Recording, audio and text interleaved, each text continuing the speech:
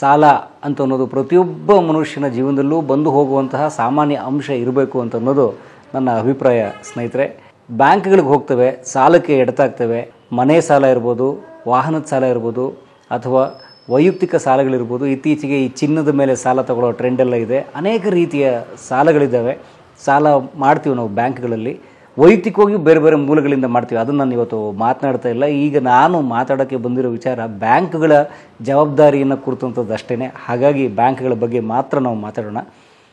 ಹೀಗೆ ಅನೇಕ ಸಾಲಗಳನ್ನು ನಾವು ಬ್ಯಾಂಕ್ಗಳಲ್ಲಿ ಮಾಡ್ತೇವೆ. ಬ್ಯಾಂಕ್ಗಳಲ್ಲಿ ಮಾಡಿದಾಗ ಬ್ಯಾಂಕ್ನವರು, ಉದಾಹರಣೆ ತಗೊಳ್ಳೋಣ, ನಾವು ಮನೆ ಮೇಲೆ ಅಂದರೆ ಗೃಹ ಸಾಲ, ಹೋಮ್ ಲೋನ್ ಅಂತ ಮಾಡಿದಾಗ ಆ ಮನೆಯನ್ನು ಒಂದು ಪ್ಲೆಡ್ಜಾಗಿ, ಒಂದು ಅಡಮಾನವಾಗಿ ಬರೆಸ್ಕೊಳ್ಳುವ ಮೂಲಕ ಅದನ್ನು ಒಂದು ದಾಖಲೆ ಪತ್ರಗಳನ್ನು ಮಾಡಿಸ್ಕೋತಾರೆ.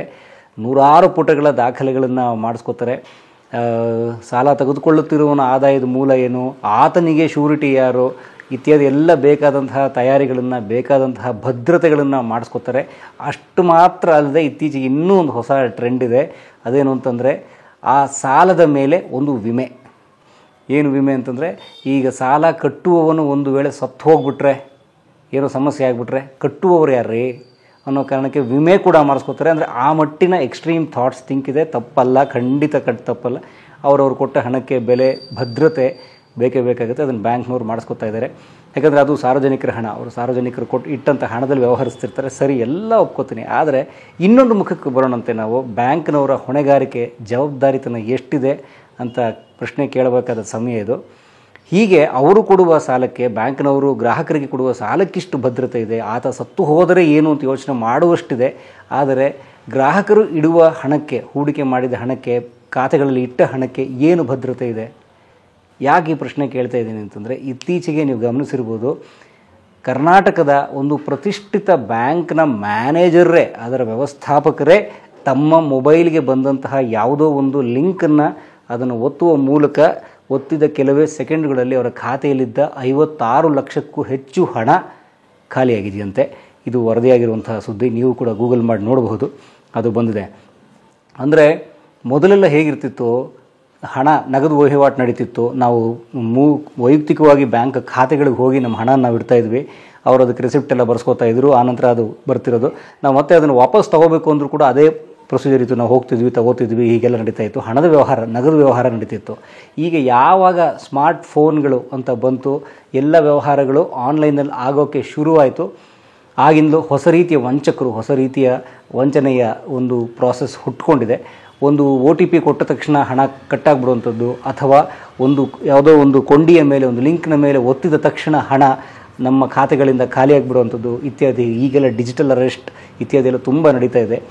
ಸೊ ಈ ವಿಚಾರಗಳಿಗೆ ಬ್ಯಾಂಕ್ನವರು ತೆಗೆದುಕೊಳ್ಳೋ ಜವಾಬ್ದಾರಿ ಎಷ್ಟು, ಅವರ ಹೊಣೆಗಾರಿಕೆ ಎಷ್ಟು ಇದರಲ್ಲಿ? ಈಗ ನಾವು ಯಾರೋ ಒಬ್ಬ ಹಣ ಕಳ್ಕೊಂಡಂಥ ಒಬ್ಬ ವ್ಯಕ್ತಿ ಬ್ಯಾಂಕಿಗೆ ಹೋಗಿ ನಾನು ಈ ಥರ ಮಾಡಿದೆ, ದುಡ್ಡು ಹೊರಟೋಯ್ತು ಅಂತಂದರೆ ನೀವು ಜವಾಬ್ದಾರಿಯುತವಾಗಿ ಇರಬೇಕಲ್ವಾ ಅಂತ ಕೇಳ್ತಾರೆ. ಒಪ್ಕೋತೇನೆ, ಅವರು ಜವಾಬ್ದಾರಿಯುತವಾಗಿರಬೇಕು, ಅವರಿಗೆ ಅದ್ರ ಬಗ್ಗೆ ಗಮನ ಇರಬೇಕು. ಇದು ಕಳಿಸಿದವ್ರು ಯಾರು, ಇದೇನು ಅಂತ ಹೇಳಿ.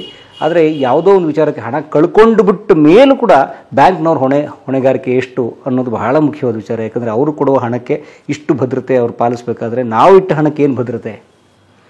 ಇದು ಇತ್ತೀಚೆಗೆ ಸಾಮಾಜಿಕ ಮಾಧ್ಯಮಗಳಲ್ಲಿ ನಡೀತಾ ಇರುವಂತಹ ಬಹಳ ಮುಖ್ಯವಾದ ಚರ್ಚೆ. ತಾವು ನಿನ್ನೆ ಬಂದಂಥ ಪ್ರಜಾವಾಣಿಯನ್ನು ತಾವು ಗಮನಿಸಿದ್ರೆ ಕೂಡ ಇದೇ ಒಂದು ಬಹಳ ಮುಖ್ಯವಾದಂಥ ವಿಚಾರ ಚರ್ಚೆ ಆಗ್ತಿರುವಂಥದ್ದು. ಅವರು ಯಾವುದೋ ಕೆಲಸದ ಒತ್ತಡದಲ್ಲಿದ್ದಾಗ, ಯಾವುದೋ ಬದುಕಿನ ವೇಗದಲ್ಲಿದ್ದಾಗ, ಯಾವುದೋ ಬಂದಂಥ ಸಂದೇಶ, ಯಾವುದೋ ಬಂದಂಥ ಒಂದು ಕರೆ, ಯಾವುದೋ ಬಂದಂಥ ಒಂದು ಬೆದರಿಕೆ ಕರೆ, ಅಥವಾ ಯಾವುದೋ ಬೇರೆ ವಿಚಾರಗಳಿಗೆ ಇದ್ದಂತಹ ವಿಚಾರದಲ್ಲಿ ಮುಳುಗಿದ್ದಾಗ, ಆ ರೀತಿ ಆಗುವ ಆನ್ಲೈನ್ ವಂಚನೆಗಳಿಗೆ ಒಳಗಾದಾಗ ಬ್ಯಾಂಕಿನವರು ಇವುಗಳನ್ನು ನಿಲ್ಲಿಸೋದಕ್ಕೆ ಅವರ ತಂತ್ರಾಂಶದಲ್ಲಿ ಏನು ಬದಲಾವಣೆ ಮಾಡ್ಕೊಂಡಿದ್ದಾರೆ ಅವರ ಸಾಫ್ಟ್ವೇರ್ಗಳಲ್ಲಿ ಅನ್ನೋದು ಬಹಳ ಮುಖ್ಯವಾದ ವಿಚಾರ. ಈಗ ಕೆಲವು ಇದ್ದಾವೆ. ಈಗ ಆನ್ಲೈನ್ ವ್ಯವಹಾರ ಮಾಡಬೇಕಾದ್ರೆ, ನೀವು ನೆಟ್ ಬ್ಯಾಂಕಿಂಗ್ ಇತ್ಯಾದಿ ಎಲ್ಲ ಮಾಡಬೇಕಾದ್ರೆ ನೀವು ಪಾಸ್ವರ್ಡ್ ತಪ್ಪಾಗಿ ನಮೂದಿಸಿದ್ರೆ ಅದು 3 ಸಲ ಆದಮೇಲೆ ಅದು ಬ್ಲಾಕ್ ಆಗುತ್ತೆ ಒಂದು ದಿವಸ, ಅಥವಾ ನೀವು ಅದು ಸರಿ ಮಾಡೋವರೆಗೂ ಮುಂದಕ್ಕೆ ಹೋಗೋದಿಲ್ಲ. ನಿಮ್ಮ ನೋಂದಾಯಿತ ಮೊಬೈಲ್ ದೂರವಾಣಿ ಸಂಖ್ಯೆಗೆ ನಿಮ್ಮೊಂದು OTP ಬರುತ್ತೆ, ಎಲ್ಲವೂ ಸರಿ. ಆದರೆ ಆ OTP ದಾಟಿದ ನಂತರ ಒಂದೇನಾದ್ರು ಸೆಕ್ಯೂರಿಟಿ ಇರಬೇಕಲ್ವಾ ಅನ್ನೋದು ಈಗ ನಡೀತಾ ಇರುವಂಥ ಚರ್ಚೆ. ಹಾಗಾಗಿ ಇದರ ಬಗ್ಗೆ ಬ್ಯಾಂಕ್ನವರು ಕೂಡ ಗಮನ ಹರಿಸಲಿ, ಹಣಕ್ಕೆ ಸಂಬಂಧಪಟ್ಟಂಥ ಭದ್ರತೆಗೆ. ಯಾಕಂದರೆ ನಾವು ಒಂದು ಸಲ ಒಂದು ಹೊಸ ಲೋಕಕ್ಕೆ, ಹೊಸ ವ್ಯವಸ್ಥೆಗೆ ಬಂದ ಮೇಲೆ ಆ ಹೊಸ ವ್ಯವಸ್ಥೆಗೆ ಬೇಕಾದಂಥ ಕಟ್ಟುಪಾಡುಗಳನ್ನು ಮಾಡೋದು ಕೂಡ ಬಹಳ ಮುಖ್ಯ ಅನ್ನೋದು ನನ್ನ ಅಭಿಪ್ರಾಯ. ಇದ್ರ ಬಗ್ಗೆ ಸಂಬಂಧಪಟ್ಟವರು ಕಮೆಂಟ್ ಮಾಡಿ. ನಮ್ಮ ಹಣದ ಭದ್ರತೆ ಹೇಗೆ, ನಮ್ಮ ಹಣ ನಿಜಕ್ಕೂ ಬ್ಯಾಂಕ್ಗಳಲ್ಲಿ ಭದ್ರವಾಗಿದೆಯಾ ಅನ್ನುವ ಪ್ರಶ್ನೆಯನ್ನು ನಾವು ಕೇಳ್ಕೊಂಡಂತೆ.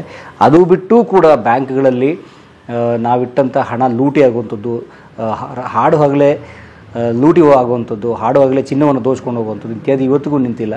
ಹಾಗಾಗಿ ಇವತ್ತಿನ ಈ ತಂತ್ರಜ್ಞಾನ ತುಂಬ ಮುಂದುವರೆದ ಅಭಿವೃದ್ಧಿ ಹೊಂದಿರೋ ಕಾಲದಲ್ಲೂ ಕೂಡ ನಾವು ಹೇಗೆ ನಮ್ಮ ಕಷ್ಟಪಟ್ಟು ದುಡಿದು ಬ್ಯಾಂಕುಗಳಲ್ಲಿ ಸುರಕ್ಷಿತವಾಗಿರುತ್ತೆ ಅಂತ ಇಟ್ಟ ಹಣ ಸುರಕ್ಷಿತವಾಗಿದೆಯಾ ಅನ್ನೋದು ಬಹಳ ಮುಖ್ಯವಾದ ಪ್ರಶ್ನೆ.